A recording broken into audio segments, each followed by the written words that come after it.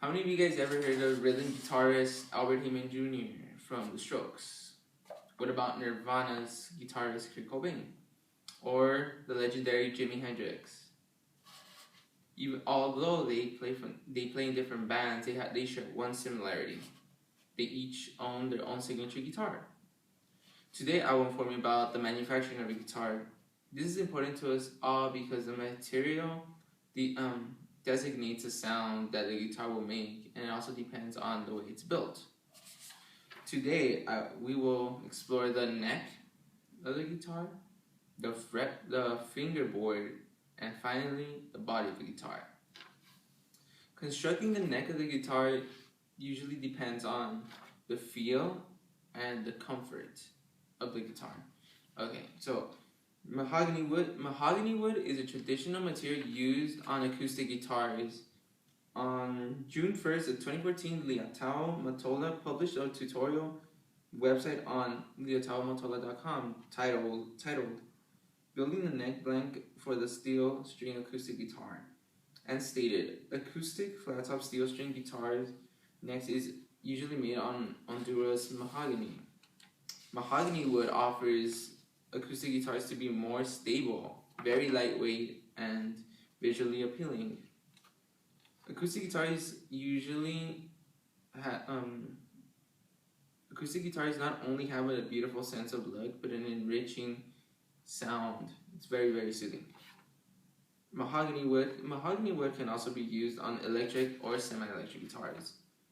On September 1st, 2001, Martin Cox building electric guitar. He stated Gibson, PRS, Guild, and many other features use a set neck, or in other words, a glue-in. A set neck is usually meant for guitars depending on their way of gluing in their peg heads. Usually the peg heads are the ears that tune the guitar for a certain tuning they'd want to adjust. We just talked about the neck of the guitar. Let us now talk about the fingerboard. Guitar fingerboards are usually made of ebony or rosewood material. Ebony wood is a very dense wood for wear resistance. On July of 2007, John Bogdanovich published an article on jsguitars.com titled Wood for Fingerboards, stating higher-end guitars tend to use ebony woods exclusively, which means a lot. Higher-end guitars are usually the guitars that handle very much abuse, such as electric guitars, in which guitarists use a lot of hammering or little sweeping, or little scales going up and down the fingerboard. Rosewood is more of a darker tone of guitars. On September 1, 2001, Martin Cox, he stated that the rosewood fingerboard is what gives more of a material that absorbs rather than it's just more appealing. It usually gives dirt and grime that's worn on its fingerboard, usually because of being used throughout time. Having a rosewood fingerboard isn't really a fan favorite when playing live performances because throughout time your finger and string will stain the guitar's fingerboard. In other words, make it look ugly, damaged, and hideous. Usually the rosewood will be meant for the famous Stratocaster and Telecaster guitars, Fender guitars, with dark necks. We just talked about the fingerboard, so let us now talk about the body of the guitar. The making of the body of the guitar depends on the design. Electric guitar's body depends on the look you're trying to captivate.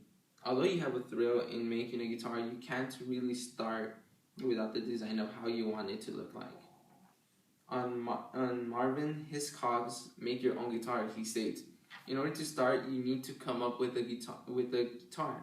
In other words, how do you want your guitar to look like? Cutting the wood that fits the the requirements, which is more preferably the mahogany wood. Usually the mahogany wood is what most guitars use for its style and just for better looks. Acoustic guitars mostly sound, guitar's sound depends on the way the body is cut. Acoustic guitars mainly focus on the hollowness as well as the sides that captivate the sound. Many acoustic guitars range in sizes such as the ukulele, which is a four-string instrument, or a guitarron, which is a big Mexican bass that's very, very hollow as well. Even though many musicians have a signature guitar, it is always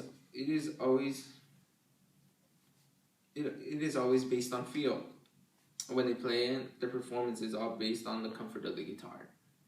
It all starts with how you dream of it looking, and it all begins in the manufacturing of a guitar, the neck, the fingerboard, and finally the design of the body.